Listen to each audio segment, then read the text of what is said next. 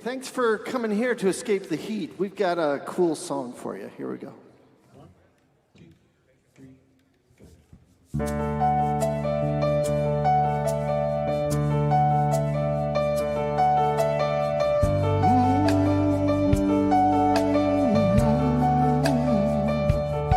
I hope the days come easy and the moments pass slow. Each road leads you where you want to go. And if you're faced with a choice and you have to choose, hope you choose the one that means the most to you. And if one door opens to another door closed, I hope you keep on walking till you find a window when it's cold outside. Show the world the warmth through your smile. But more than anything, yeah, more than anything, my wish for you is that this life becomes all that you want it to. Your dreams stay big, your worries stay small. You never need to carry more than you can hold. And while you're out there getting where you're getting to, hope you know somebody loves you, wants the same things too. Yeah, this is my wish. I hope you never look back, but you never forget all the ones who loved you in the place you left. I hope you'll always forgive and you never regret, and you help somebody every chance you get. Oh, you'll find God's grace in every mistake, and always give more than you take. More than anything, yeah, more than anything, my wish for you is that this life becomes all that you want it to. Your dreams stay big, your worries stay small. You never need to carry more than you can hold. And while you're out there getting where you're getting to, hope you know somebody loves you, wants the same things too. Yeah, this is my wish.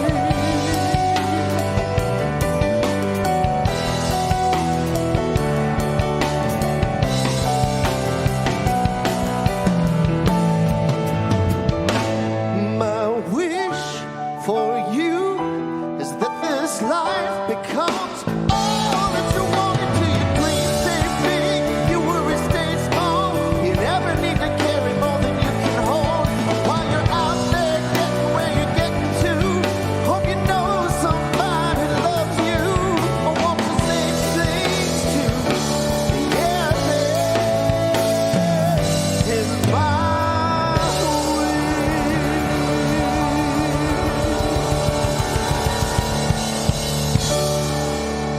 Hey, look, everybody, it's Tom Litch.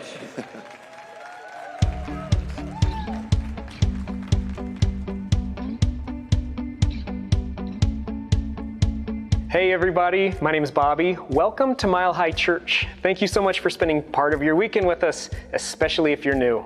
Our vision, Oneness Revealed, a world of love, peace, and abundance for all. Our mission, to serve as a spiritual beacon for personal empowerment and global enlightenment. Before we get started today, we want to give you a look at a few things coming up around Mile High Church for you and your family. Join Dodie Jackson for Soul Collage Exploration starting Saturday, August 1st. Discover a creative spiritual practice that deepens your connection to your intuition and spirit. No artistic experience needed, just bring your open heart. Yeah. And join Jackie Harris for Sacred Saturday, Sangha with Pema Chodron. This is a 2-day workshop on Friday, August 7th and Saturday, August 8th. Explore meditation and grounding practices that help you meet life's uncertainties with greater openness and resilience. The reason that I love being a part of facilitating the meditation and prayer retreat is because I guarantee you I need it more than anybody else. It is such a beautiful time where we gather together for 4 days and we're in a retreat. Open grounds, beautiful scenery. It's just such a comfortable atmosphere. At the meditation and prayer retreat, it's not just sitting in silence for hours and hours. It's multiple different periods of self-reflection, journaling, meditation with music, with silence. It's being in nature, it's delicious meals, and it's sacred connection. And what I think is so beautiful about it is that I get to collaborate with Josh and Jackie, and each one of us brings a little different flavor on meditation. I think the best gift you can give yourself is something like this retreat, where you're paying attention to yourself, your life, your relationship with Spirit, and reconnecting with what is most important and valuable. You will not regret it. Tomorrow, Monday, July 27th, is the last day to register, and there are still single rooms available. For more information about anything you've heard today, stop by the Event Center or connect with us online at milehighchurch.org. Anybody notice this guy back here? Did you wave? What did you do? Nice. Good morning, Mile High Church family. Would you stand and sing with me? I'm going to embody the messages of serving and caring and all those things. Yeah. How can I serve today, sweet Spirit? How can I serve today? Oh, Lord. Speak in ways that I may understand. Where you lead me, I will follow. Where you lead me, I will go. How can I change today, sweet Spirit? How can I change today? Oh, Lord. Speak in ways that I may understand. Where you lead me, I will follow. Where you lead me, I will go. Oh, who needs my love today, sweet Spirit? Who needs my love today? Oh, Lord. Speak in ways that I may understand. Where you lead me, I will follow. Where you lead me, I will go. How can I share today, sweet Spirit? How can I share today, oh Lord? Speak in ways that I will understand. Where you lead me, I will follow. Where you lead me, I will go. How can I give today, sweet Spirit? How can I give today, oh Lord? Speak in ways that I will understand. Where you lead me, I will follow. Where you lead me, I will go. How can I serve today, sweet Spirit? How can I serve today, oh Lord? Speak in ways that I can understand. Where you lead me, I will follow. Where you lead me, I will go. Where you lead me, I will follow. Where you lead me, I will go.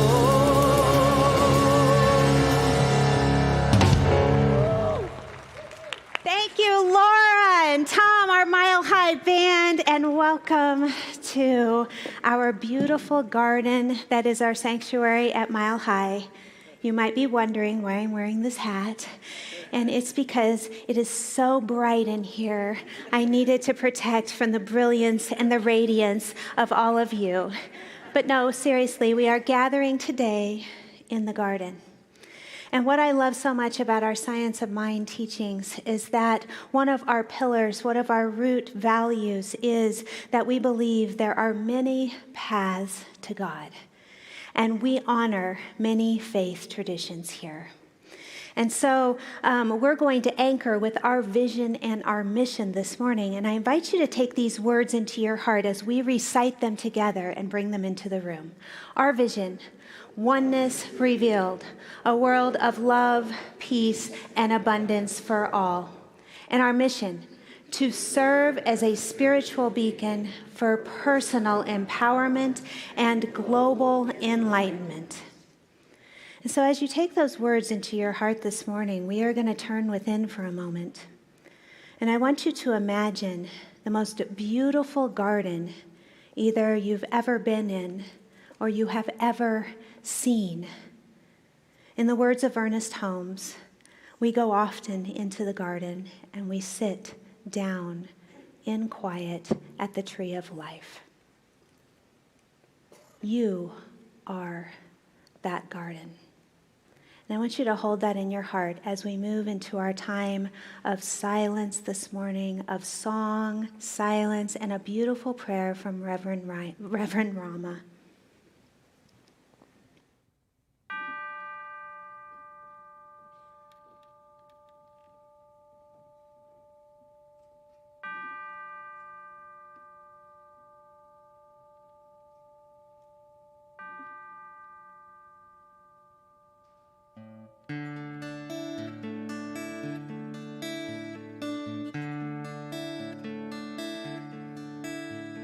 Surely the presence of God is in this place.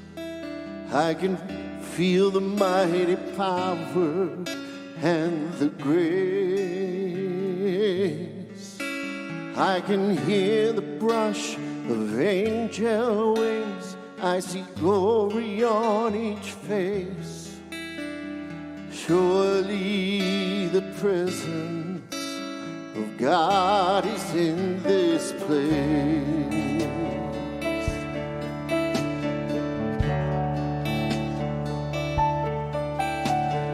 Surely the presence of God is in this place.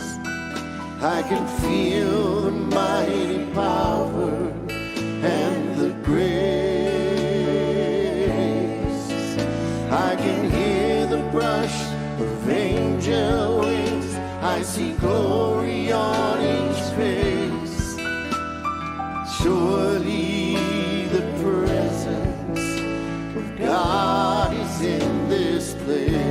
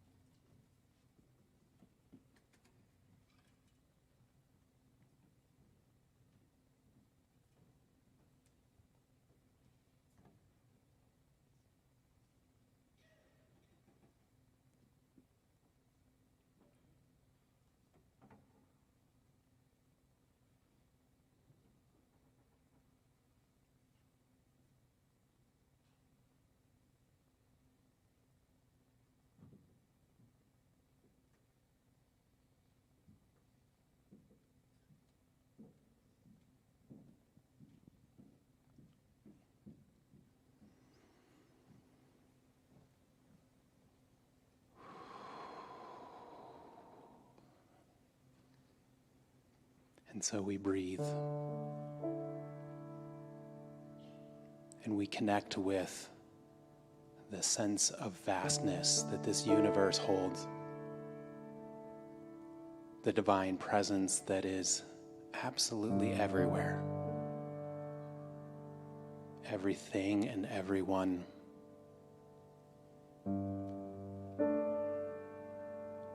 We look for and find ourselves in that tapestry with the golden thread that unites all things, all people, all spiritual paths, for all things and all expressions lead to the one source, the one of it all, the totality of everything that brings us into that harmonic space that absolutely knows, remembers, and hones in on that vibratory expression of our self-worth, of who we are as the expression of God made manifest right here, right now. each one of us unique, divine expressions, yet part of the whole. And in this wholeness, we hold and know that valuable place of deep love, first and foremost for ourselves. And that as that love permeates us, it overtakes us and spills forth into the world. For love wins. There is no place, no one, and no thing that love is not. It's in this love that we can feel and experience the weight of the world that sometimes feels unbearable. All the happenings that feel dark, the weather, the seemingly endless battles and arguments, that place of hardship, lack, and limitation. Yet we know as we lean into this love, as we lean into Spirit, Spirit lifts us back up. For there's nothing too heavy for Spirit to hold. It's in this place that we bring forth a greater harmony, the resonance of peace. That space of us that absolutely knows the worth of each of us and holds that dignity that helps us all remember how good it is to be kind, how good it is to love and nurture and uplift ourselves and others, how we can bring this forth in the universe. That this can be the prevailing message. For it is as simple as allowing it to be and trusting in Source. In this place of trust, I say yes to life. I say yes to this moment. I give great thanks for all that is. And I simply allow. I allow it to be done. I allow it to be so. And so it is.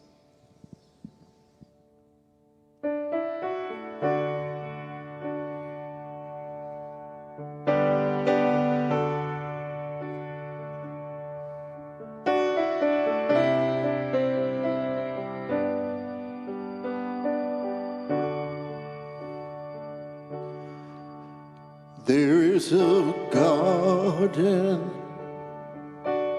where dreams come true,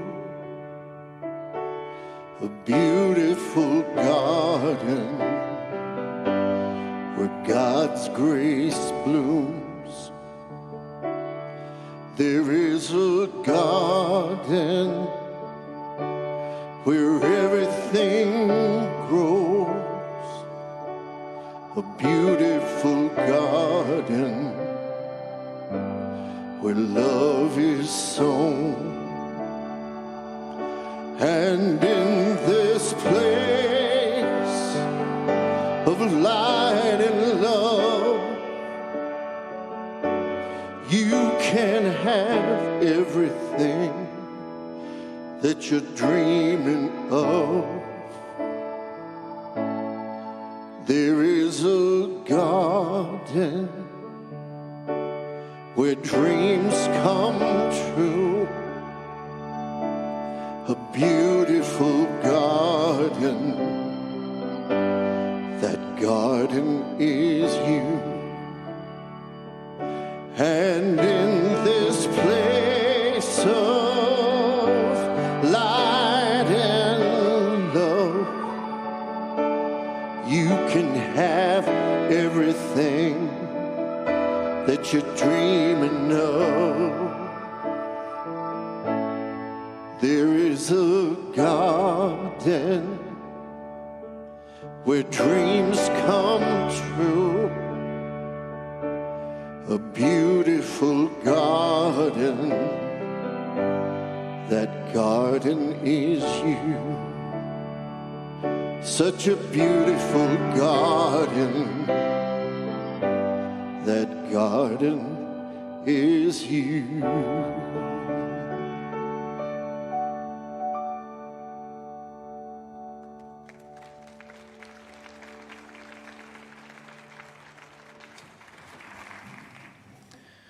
We have some inspirational words this morning in support of Reverend Zemirah's message. And the first come from Germany, Kent. Embrace who you are and your divine purpose. Identify the barriers in your life and develop discipline, courage, and the strength to permanently move beyond them and keep moving forward. And from Mike Norton, solitude is the soil in which genius is planted. Creativity grows and legends bloom. Faith in oneself is the rain that cultivates a hero to endure the storm and bear the genesis of a new world, a new forest.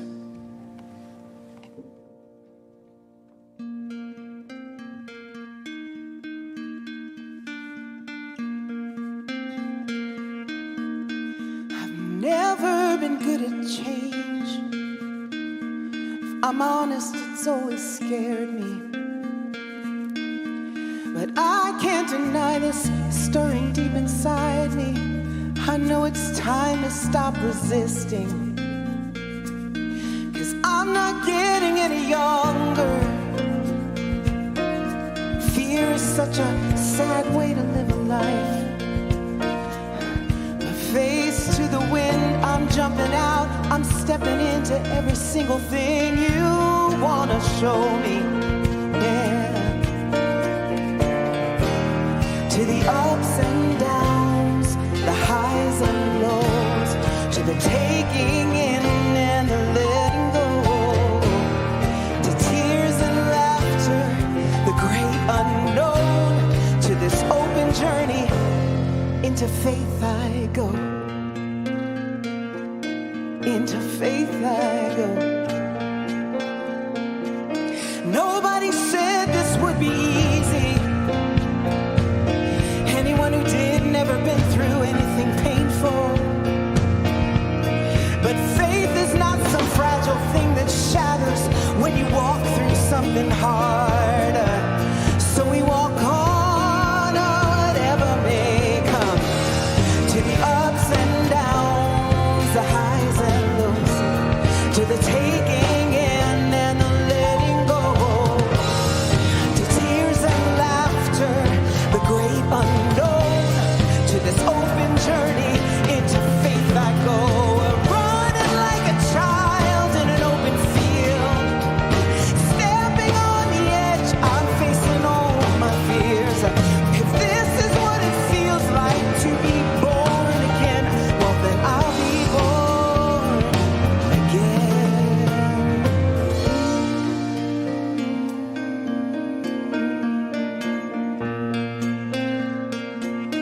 So when I feel like giving up, and I feel like throwing it all away, I look back over my shoulder and I can see the goodness in every single step that I've taken. Oh, and it beats like a drum, and it sings like a bell, and it rings like a choir, and it's taking me on my way. Spirit, you take me on my way.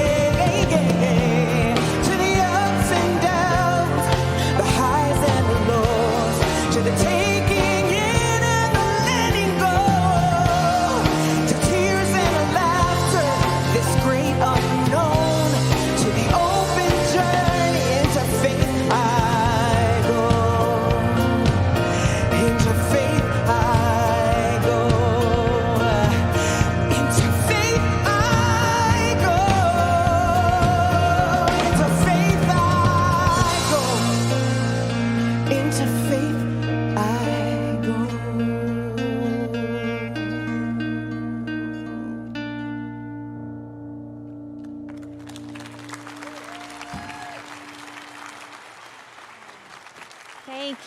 Thank you, Laura. Powerful. Into faith we go. Thank you, Tom.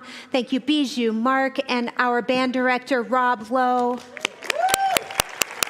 We are so blessed with the gift of genius in our music department here at Mile High. What a gift it is.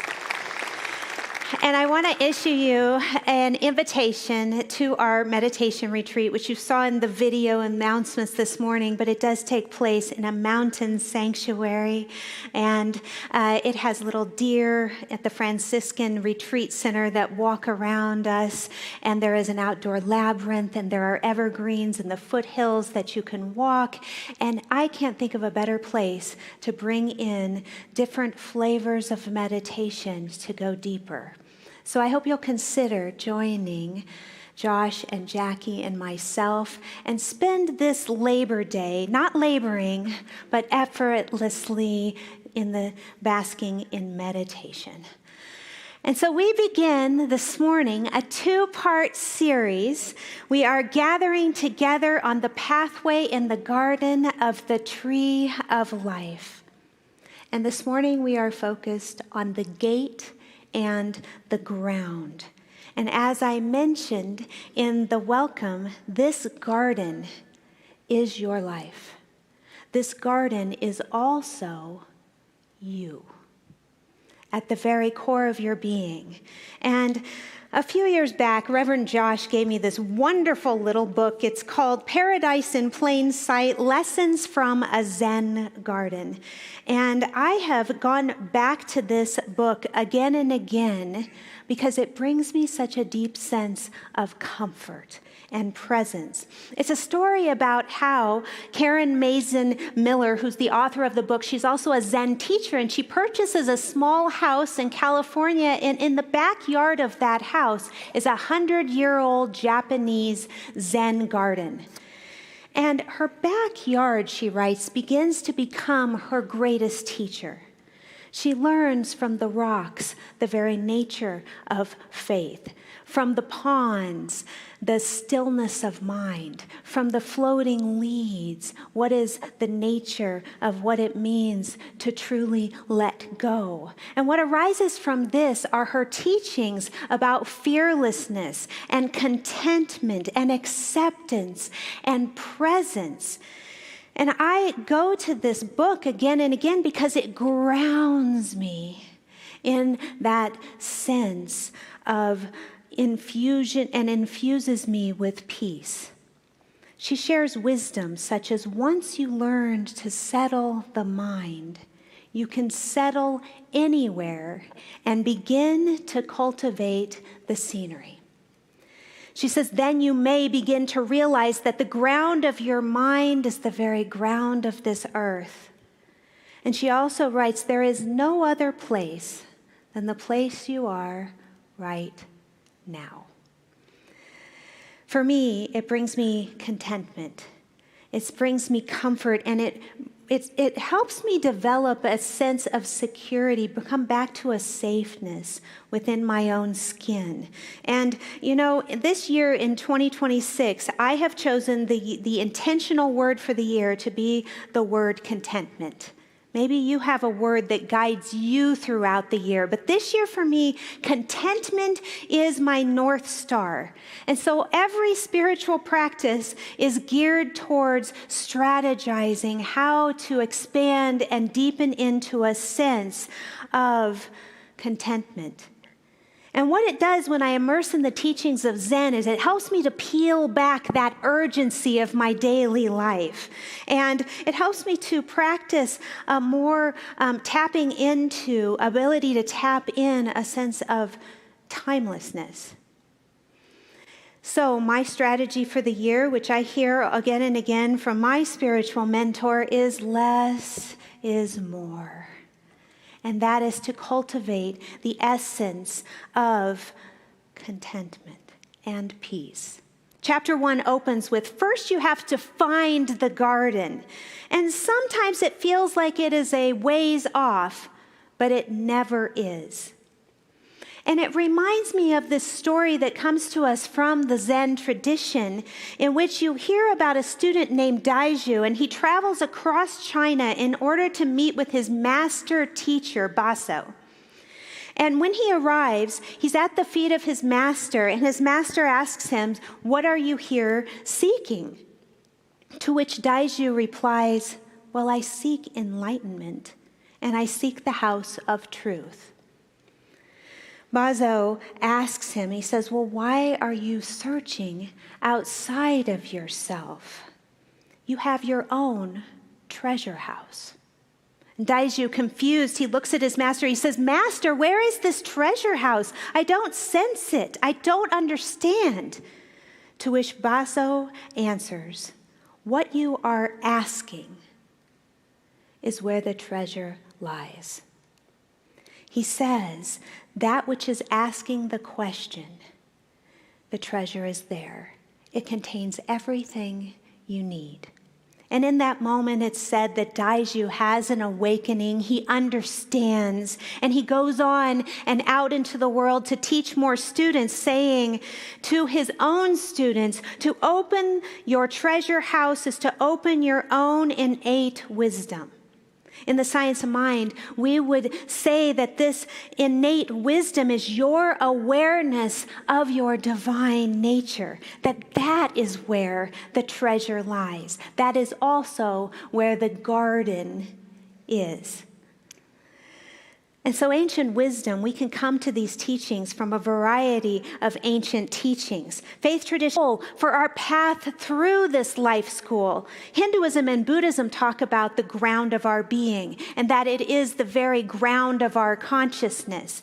And you hear Jesus teach about the parables of the mustard seed, that size of faith can move mountains. You hear him call God the ultimate gardener, and he talks about how we can prune the garden of our awareness for growth and for expansion. In the mystical teachings of Judaism, the Kabbalah, we learn that each of us is a microcosm of the macrocosm, and that we are made in the divine image. And in these teachings of Kabbalah, we have this symbolism of the tree of life. And it is filled up with these circular, energetic energies that are known as the building blocks of all. Remember, the macrocosm of the universe is composed of these 10 energies known as the Sephirot. But what we also learn in the teachings of Kabbalah is that we ourselves are the tree of life as well. And we too are composed of these energies. And so what we learn from that is that inside our heart is this divine spark, and that is our divine nature, seen as the tree of life. Then it makes sense that we would go to the tree of life in the center of our being, and we would still ourselves to feel and to know and to sense that deeper divine nature. And that is what it means when it says that paradise is in plain sight. But what clouds our awareness of this paradise? What gets in the way of us knowing and sensing and feeling that we are in a garden of paradise, and that this garden of our life feels like a garden? I know for me, sometimes it feels like it's overcome with weeds or vines. Has anyone ever had that vine called the Virginia creeper? You know, it's a beautiful vine actually in your garden, and it'll cover the entire fence. And I had it once in my yard, and it is a very vital, prolific, multiplying vine. And what happens with this vine is that if you don't watch it and take care of it, I used to have visions that one day I would wake up and it will have grown through the front door, up the stairs, and it was going to find me inside my bed. Here I would be in the midst of all these vines. It really does that. But it's beautiful. But what happens is that these vines that cloud our awareness of paradise being in plain sight are the vines of fear itself. That is the energy that clouds our awareness. That's what the weeds look like. And fears that masquerade as unworthiness, as anger, as unresolved grievances, resentments, anxiety, fearful thoughts about world demise, what's going to happen, thoughts of judgment, division, thoughts of lack, thoughts of expecting things to be different. Virginia creeper. And also what is often in the midst of that, what happens when the fear chokes out the light in our awareness. We can become, I know for myself, I can become so myopically focused on what is going on and the challenges of my life that it can fear that I am so desperately alone, as if I am the only human that has ever experienced this. Fears of separation and being all alone. So this morning, we are reconnecting and awakening to the garden, to know ourselves as that tree of life, as the treasure of our awareness. We're focused on our own inner work this morning so that we can begin to recognize and celebrate paradise in plain sight. The first way, it's taught in the Zen teachings that the way, when you open up to the way, then the way will make itself known to you. So we are going to step together on this path through the garden of the tree of life by coming to the first gate this morning. And that gate is to place faith over fear. When I considered this garden of faith, I had this image of the moon gate. If you've been to the beautiful Japanese gardens, you see this circular gates that look as if they encompass the moon. They're the size of the moon. And in the tradition of creating a Zen garden, this gate is actually a portal of good fortune, or it also is a portal for new beginnings. So when we think of a gate, sometimes we think of a gate as an obstacle, and we're going to come to that in a moment. But in this particular gate, it is a gate that is not locked. It is always open. And our key to moving through this moon gate, our key to opening it, is our own willingness and our choice to move into faith and away from fear. And I know for myself, I think, I need to cultivate more faith. I need to acquire faith. I need to find faith. I need to reach for faith. And yes, it is a practice, but faith in its deepest sense is always present. It's always available to us. It is never left. Karen Maezen Miller writes, so where do you find it? Where do you find this faith? She says, faith is a rock. She says, faith is something that you always have. You have it when you surrender to a night's slumber, when you open your eyes to a new day. You have it every time you exhale, and then in that half second before you inhale again. You have it when you put on your shoes or when you have no shoes and you walk across this planet knowing that you're not going to fall off. She says that is your faith. That inherent faith. And she says, in my garden, I looked to the rocks to understand faith. When I was a little girl growing up the farm in Illinois, Vacation Bible School was one of the highlights of my summer. I might have mentioned that before. And it was the fact that the ladies brought the trays with the little milk and the buffet of cookies, and you got to choose each day a new type of cookie to try out. It was really a highlight of my whole summer. But something that really stuck with me is that in Vacation Bible School, we learned a song, and it has never left me. And singing is not my gift, but I'm going to share it with you. And as Rama was saying, as we were preparing for today's service, he was like, just get in turn with that little girl that loved to sing and just share it from that place. So here it goes. Don't build your house on the sandy land. Don't build it too near the shore. Oh, it might look kind of nice, but you'll have to build it twice, so you'll have to build your house once more. You've got to build your house upon the rock. You got a strong foundation in a solid spot, because the storms will come and go. But the peace of God you will know. And that song has followed me. Thank you. But that song has been a cornerstone of my life. Because every time I go to think of what is the very nature of faith, where am I putting my attention, I've got to go sometimes from the sands of fear into the rock of faith. And it takes practice to make a foundation of faith. In the science of mind, we teach that choosing faith over fear begins with the power of our thoughts.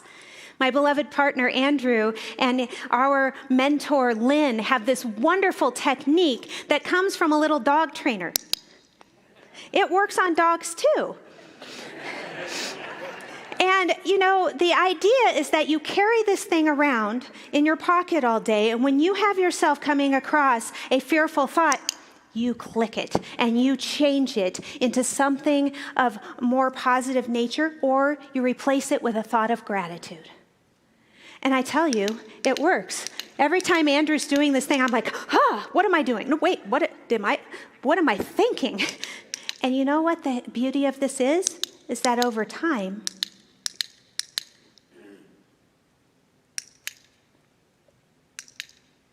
you have to click less because you begin to have more faith and more positivity. And the fears aren't at the forefront or the go-to. Ernest Holmes writes, faith not only lays a hold of a power which actually exists, it actually causes that power to respond as though it were a law operating for us. Somewhere along the line, we shall have to surrender our weakness to its strength, our fear to its security, our lack to its abundance. We need not ask how we should reach out to God or by what authority or under what name or what sign. All we need to do is to reach. The key here is in the showing up. Faith is found in the simplicity of showing up for our practice. And if we choose to have that conviction of faith beyond what is present in the conditions or the challenges of our life, it's that choosing that puts us on the path to recognizing that this is the garden of our life. In the book, Maezen Miller writes, when you commit to a path, the way opens up by itself. She says, faith is not a feeling that everything will be fine. Faith is the willingness to step through the gate anyway. And that brings us to the second point, which is the ground of our practice. A settled mind is a strong foundation.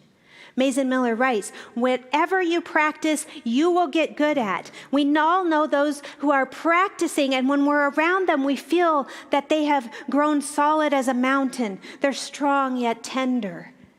They are steady yet yielding, and they are powerful yet gentle. She says you will recognize them because they resemble the earth. And I think there is great comfort in knowing that all we have to do is simply show up to the practice. She says many of the students that come to receive teaching, they'll come to her and the Zen teaches that the practice is sit, breathe, stand, walk. And she says they'll come to me and they say, well, how do I sit? And she says, sit. Well, how do I breathe? Breathe. What comfort there is in knowing that we have the freedom and the empowerment to just show up for the practice as we are and to just be. She says, just sit still and let the mud sink to the bottom. Life rises up on a sturdy stalk eventually. It blooms on the surface like a lotus flower, but when we first begin to sit, it's not always that easy. But sit until it becomes beautiful. There's another way to view the gate in Zen, and it's known as what is called the gateless gate. And in this teaching, it is the idea that when you come across a gate, it is a barrier of sorts. And from the Zen perspective, a way to look at the barriers in our life is to see that they are constructs of the mind, that they are a separation that is caused from the illusion that from our thoughts in our mind. Zen master teacher Henry Shukman says that most people who are seeking to go deeper into meditation and searching for different teachers and modalities and searching across the way, he says that searching itself can become the obstacle. He says, you don't find the path by working harder, by looking harder, by seeking better. He says you find it by just showing up to your daily practice. I have this vision of it, when you have the Zen garden and you see the gardeners raking the sand and just simply raking the sand. And then when they come to a rock in the garden, they don't say, why the heck are you there? They say, oh, I observed the rock. And then they keep raking. And that's, I think, how we can take from that teaching the way to approach the obstacles, the challenges, the fears within our own life, is that when we come to them, it is not a sign that there's something wrong with us or something broken, but that we just observe that. And then we get back to the raking, the positive gratitude, the less is more. I've been listening to the recordings from metaphysical New Thought teacher Neville Goddard, and he has one in which he says, assume that nothing is ever out of place. Even your delays are divine. Even rejection carries redirection.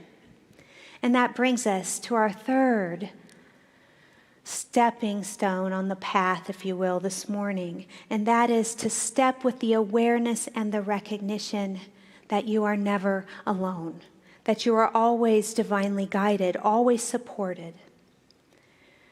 I wonder if you might pause for a moment to consider the garden that has been your life and to think of those moments, particularly maybe the darker ones or the challenging ones, and if there is a moment on that path where you suddenly received the gift of support, almost out of the blue. It came in the most maybe sometimes unexpected way. A hand reached out to help you, a sign. And I can think of a time where, as a single parent, I had saved and planned to take my two daughters to Paris as a trip together. They were in the preteen and the early teen years. And we arrived in Paris and we were traveling apart. And it was a trip where we were going to spend the first half traveling together. And then the second half of the trip, we were going to take the train down to the south of France and meet some friends that were also traveling in the south of France. And the day before, we were supposed to get on the train to go meet our friends. We were on the underground metro, and Maddie's feet, she was so small at the time, and her feet were hurting her so much. And I remember that I bent over to help her on the metro, and in doing so, someone stole my wallet. Pickpocketed right out of my purse. Of course, it was probably gaping open. Who knows? Because I wasn't really alert to that in those days. But there it went. All of our credit cards, all of our money. We had nothing. And here we were in Paris. And so I remember in that moment thinking, okay, well, you got to shore up. This is a teachable moment, right? You've got these two lovely ladies looking at what's going to happen now. And so we had a couple coins in the bottom of the purse. We bought ice cream. And then the next day we were checking out of the hotel, and I remember I went up to the receptionist and I was trying to explain what happened, and I have terrible French, so I was speaking Spanish and anything. It was not working, and she did not understand. And finally I remember we just kind of used our sign language, and we realized that in that moment I was trying to get her to help me use the phone so I could call a cab somehow so that we could get ourselves across the city into the train with all this luggage. And it didn't work. So here we were, the three of us, we exited the hotel, and we were entering to the cobblestone streets, and there was this moment of despair. Remember, Maddie's feet were hurting, and I was like, here's these luggage. We have to the cobblestone streets all the way across the city, and we were just stepping out, and we thought, we have to hurry. And this man came running out of the hotel, and he said, and we also had a language barrier because he was speaking only Japanese, and we were speaking English, but he opens his wallet, and he dumps it into our hands, all the cash he had, and he got us a cab. It was that moment of divine guidance, the angels among us. And I want to close today with that idea, that recognition that we are never alone. We are always supported. Whether it's our ethereal spirit supporting us, our spirit teams supporting us, or it's in the form of the person sitting next to us. But that there's always this divine guidance that we're immersed in. Last week, we had the blessing of Reverend Lloyd coming to be here in the sanctuary with us. And back in 2007, in one of his Science of Mind classes, he introduced me to a song that has stayed with me ever since. And it is the song by Bliss called 100,000 Angels. And we played it over. I remember it was just a signature song in his classes. And he was here last week, and I ran out to him. I said, Reverend Lloyd, guess what? We're going to next week be sharing the song that you used to play in your classes, the 100,000 Angels. And he said, oh my gosh, that's magnificent, he probably said. That's wonderful. I just listened to it this morning. And what I love so much about that song is that it reminds us that we are immersed in this vast support. Reverend Lloyd also wrote a poem that has walked with me in my spiritual journey since I received it. He wrote it, and it's about this very thing, how we hold the lamp and support one another, how each of us might be a tree of life, but our branches intersect. And the poem goes like this: I can hold the lamp for you. It gets dark sometimes.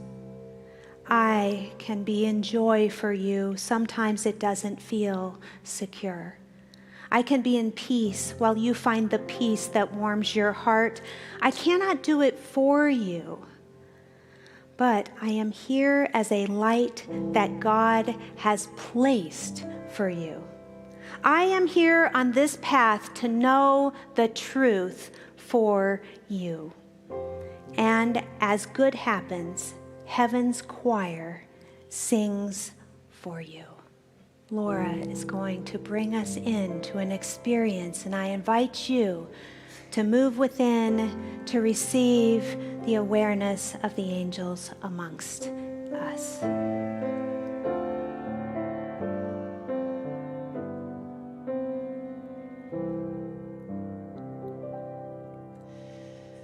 Do you hear me talk to you?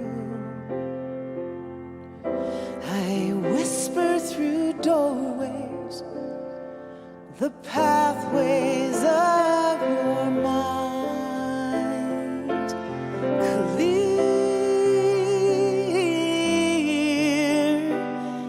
like the morning dew, and fresh from my journey, crossing ocean of blue. In this moment, we turn within for prayer. We open our hearts to feel and to know the very presence of the divine, that eternal nature of the one. And what I know for each one of us is that we are securely on this path, in this garden, in the tree of life, each step conspiring to a deeper understanding, to awakening of that inherent divine nature. And what I know too is that each one of us holds the lamp within our own heart, and in connecting with that light within, we hold the lamp for the others around us and out in the world. And what I know as well is that there is this divine guidance, this presence that always is conspiring to support us along the way, that our faith has the conviction and the staying power to be the rock and the foundation of our life experience, and that it unfolds with ease, with grace, and with deeper recognition. So we show up for our spiritual practice. We show up with an open heart. We show up to immerse in the peace of what is. And in doing so, we realize divine support. Thank you, Spirit. We release these words into the law, feeling and knowing they are done, for we believe. And so it is.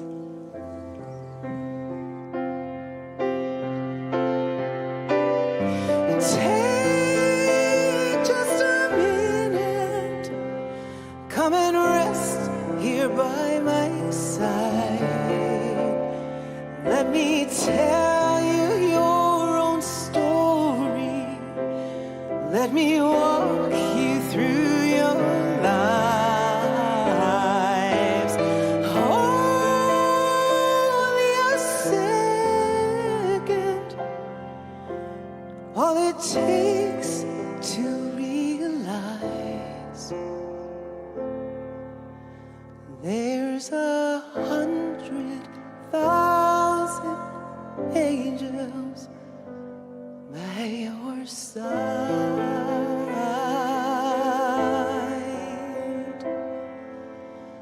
There's 100,000 angels here tonight.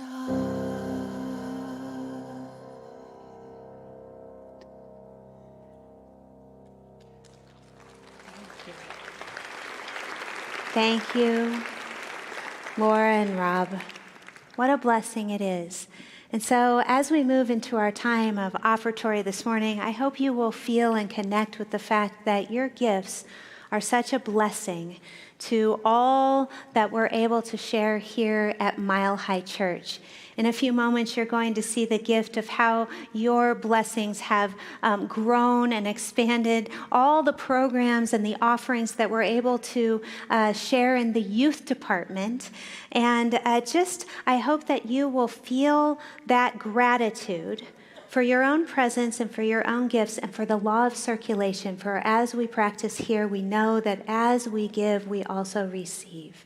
And so with that, let's all anchor our offering affirmation as we say together, divine love, as me, blesses and multiplies all that I am, all that I have, and all that I circulate.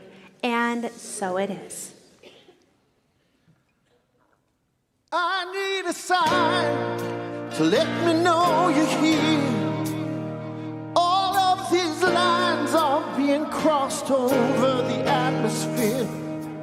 I need to know that things are gonna look good, 'cause I see it drowning in a sea spilled from a cup. When there's no safe place and no place safe to put your head, when you feel the words shake from the words that I said, and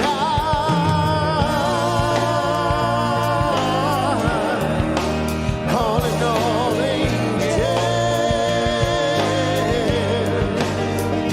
and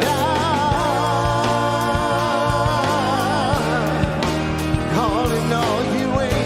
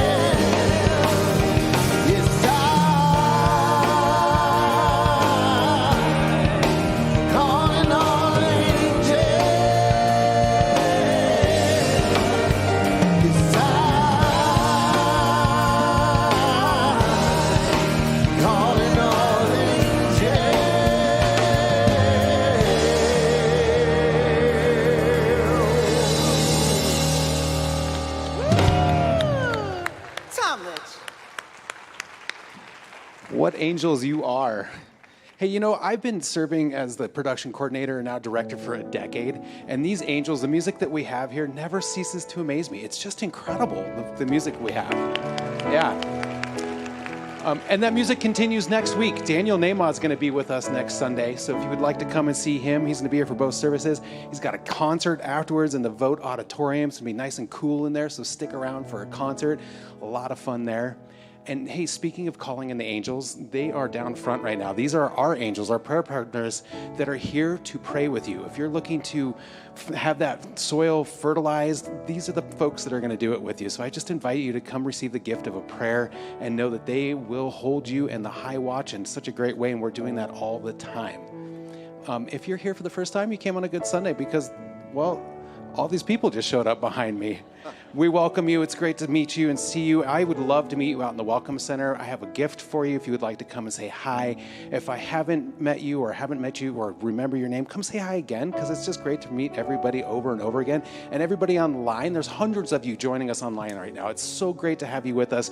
And when you come back into town, like Reverend Raz is here right now, come say hi to us, because it's great to have you when you're in the house. It's so wonderful to have you here. Hey, Stacy. Hey, Rama. What's going on? Well, I am so excited that we get to be with you today because we are celebrating our summer camp season. We had such a successful season. We had Angela McLean and our Children's Enrichment Center staff lead several weeks of camp for our littles. We had a big Rainbow Day camp this year celebrating 35 years of that camp. For sure. And then Shane down here on the end, he took 12 of our teens off to Oregon for teen camp. So thank you. Thank you for supporting that. And we have a pancake breakfast today, which is just divine, because when you come to that pancake breakfast, those proceeds go directly into our camp. So you had a hand in all of our success. So thank you for that as well. And I'm going to let you know what we have at our pancake breakfast. We have regular pancakes. We also have gluten-free for you gluten-free folks. We also have sausage. We have vegan sausages. And love awards are greatly appreciated. Come join us. They're delicious. All right. Thank you again. And we actually are going to sing for you. Let's put our hearts together. Let's put our minds together. Let's bring this world together and see what we can do. Let's put our hearts together. Let's put our minds together. Let's build this world together and see what we can do. Do-do-do, do-do-do, do-do-do. Do-do-do, do-do-do, do-do-do. Let's put our hearts together. Let's put our minds together. Let's bring this world together. See what we can do. Let's put our hearts together. Let's put our minds together. Let's bring this world together. See what we can do. Do-do-do, do-do-do, do-do-do. Do-do-do, do-do-do, do-do-do. One more time. Let's put our hearts together. Let's put our minds together. Let's bring this world together. See what we can do. See what we can do. See what we can do. See what we can do.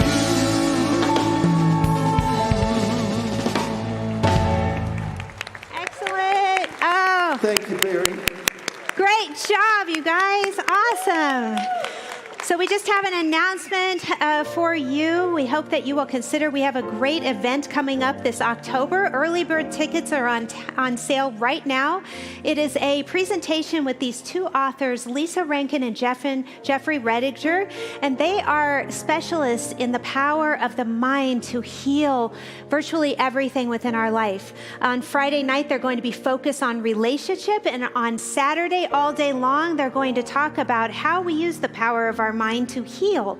So I hope you'll consider getting a ticket and joining us for this powerful event. So right now, will you please stand and join me for the benediction? We're going to do it in the spirit of Reverend Josh and Dr. Michelle every Sunday. There is something wonderful happening to me right now. It is this thing called life. Life is in my mind, my body, and all that I do. I am so grateful for it. I am grateful for it just as it is and just as it is not. Thank you, life, and so it is. Let there be peace on earth, and let it begin with me. Let there be peace on earth, the peace that was meant to be. With God as our power, family all are we. Let us walk with each other in perfect harmony. Let peace begin with me. Let this be the moment now. With every step I take, let this be my joyous vow. To take each moment and live each moment with peace eternally. Let there be peace on earth, and let it begin with me.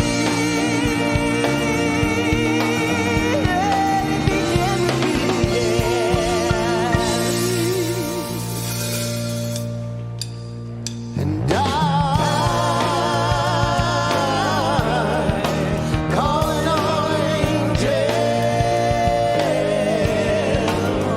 is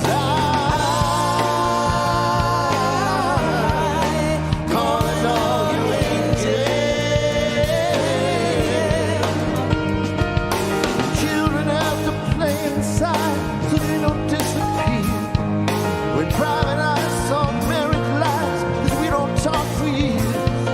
When football teams and kitchen queens losing sight of having dreams. When the world and what we want is only one, so let's go.